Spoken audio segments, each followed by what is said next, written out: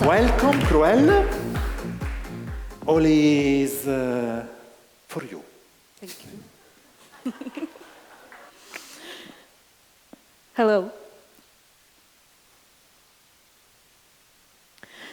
So imagine yourself walking through a forgotten alleyway, and suddenly you see a mural bursting with color, movement, and meaning. That is the magic of urban art. It transforms the ordinary into the extraordinary.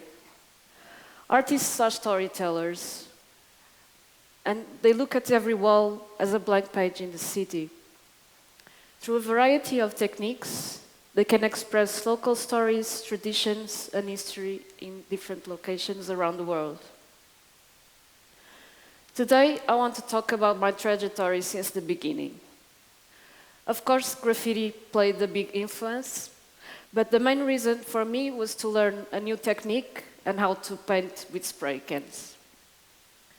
After a while, actually, that's why I got my name Cruella. I needed a street name for people not to recognize me.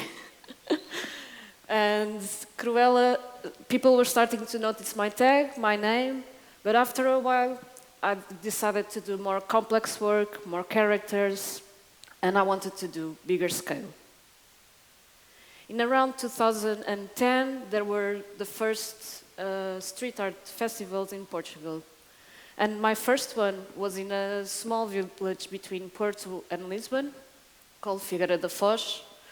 And the moment I started to paint the background color, the blue color, there was a lady just in front who were selling fruit. She came to me and she said, "I hate that blue. I don't like it."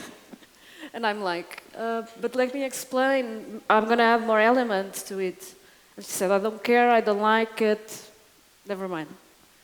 So after a few days, when I finished the wall, it was very beautiful because she came to me, she gave me a, and she said, "I love it. I'm going to protect this wall as if it was mine." So it was a bit of an emotional moment because I realized the work that I did was not just for me, it was for that lady and for everybody that passed around. The crazy thing is, after a few months of that first mural, I was in Thailand in a big European international festival. There was 16 European artists, whom of them I really admire, with 11 Thai artists. So it was a cool interconnection between different cultures.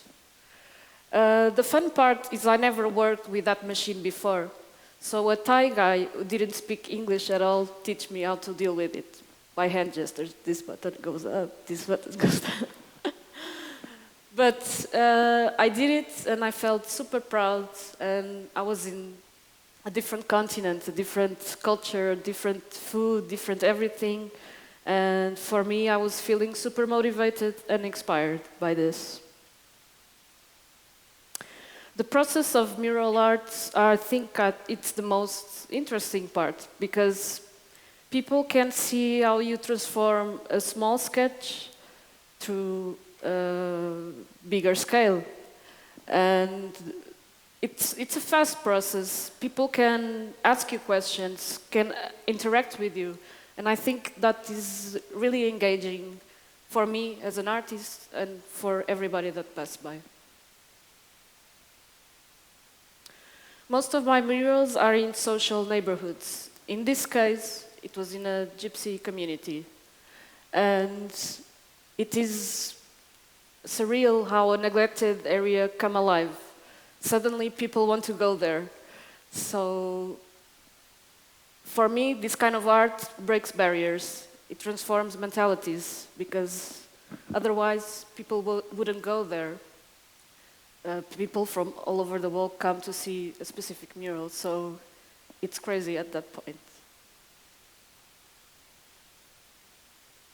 One of the fun parts of being an artist is traveling, and this in particular was so much fun because it was in Italy, and I love Italy. And it was in a really, really, really small village called San Pietro Masigiano. And I was there for a week or so, and I was definitely a part of a big family. I knew everybody's names.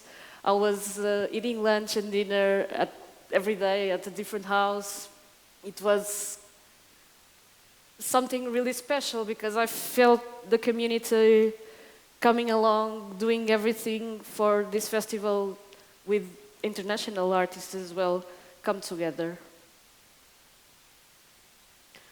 So on the other hand, this is a mural that I did in the city, in the center of Lisbon, in a really busy street. So imagine the people passing by every day, street art tours suddenly happening on the first day of painting. It's really different, the rhythm of a place, a small place to a bigger place. But I really find interesting, it's different for me to the approach of people who interact with me.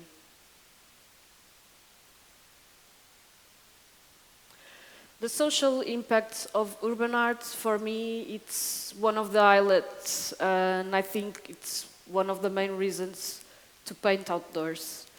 Through workshops, we can gather really small children to really old people. Like I saw a grandma with 90 years old painting with a spray can, and really good at it. And also little children, it's so cute. But with these actions and workshops, we can have a different proximity with people. We can create joy, fun, but a nice dialogue and inclusiveness through the democratization of art. So for the last 10 years in Lisbon, I saw it changing very quickly.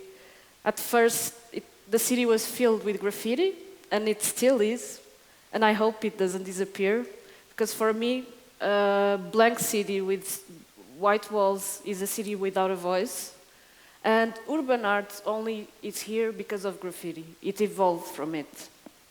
So, for me, I know for some people it's just visual pollution, and I understand there's space for everybody's opinions, but I find it really inspiring to go to a city, like here in Milan, there's a lot of graffiti, and I find it really inspiring. This was one of the first mural art projects in Lisbon, and I remember so well because for me it was amazing to have some of my favorite artists like Os Gêmeos and Blue painting in one of the busiest streets in Lisbon. But for the most parts of the community, they were a bit skeptical because what is happening? Why is this? Why does this need to happen? You know, people were asking questions, but the main goal was to spark curiosity, and I think curiosity is one of the big sources in art and in everything. So Lisbon has a rich heritage. It has so many inspirational details. Just walking in the streets, you see geometrical and ornamental tile works. You see floor designs made with stones. You see beautiful old typography on old shops and buildings. So this brings the question, how can artists bring traditions into contemporarity? I think it's about balance and respect. Today I'll show you some examples of artists doing that pretty well. Vils is a worldwide known artist, and in this case he did a homage to Amália Rodrigues, which is one of the biggest fado singers of all time. On the left, there's André Saraiva, who did a mural with 50,000 tiles in collaboration with one of the oldest tile factories in Lisbon, called Viúva Lamego.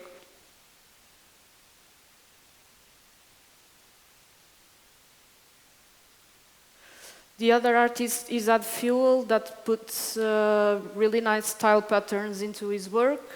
And the other is Obey Giant, who did a really nice homage to the Carnation Day, 25th of April, to celebrate the end of the dictatorship in Portugal. So I ask you, what story should the next wall tell? I leave you with this beautiful postcard from Lisbon, with a wall that I just recently did. And I'm gonna make something here on this canvas as well. But I leave you the challenge to be more aware in the streets, because maybe a small tag from an artist can be the next big artist, or maybe a big mural can change your day. Thank you.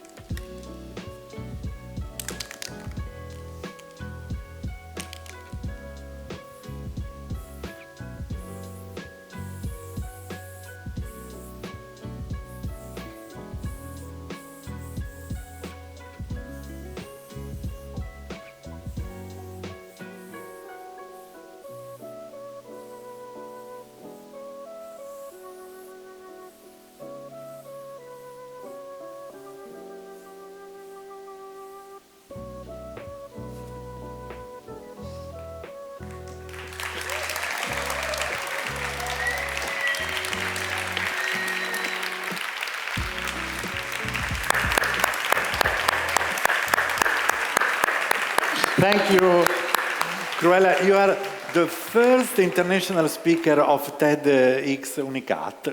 Crazy. What's the word that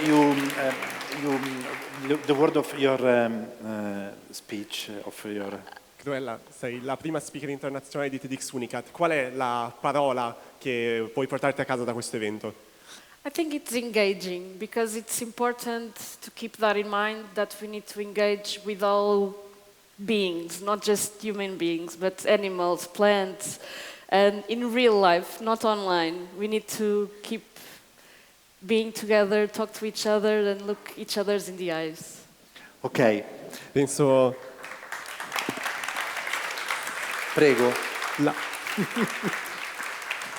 la parola che ho scelto è coinvolgente, perché penso che dobbiamo davvero ricollegarci tra persone e incontrarci, vivere insieme tramite, non tramite l'internet, quindi non tramite uno schermo, ma tramite la vita reale, tramite l'esperienza di stare insieme e l'esperienza faccia a faccia. Thank you very much. Grazie. Thank you. Ciao. Ciao.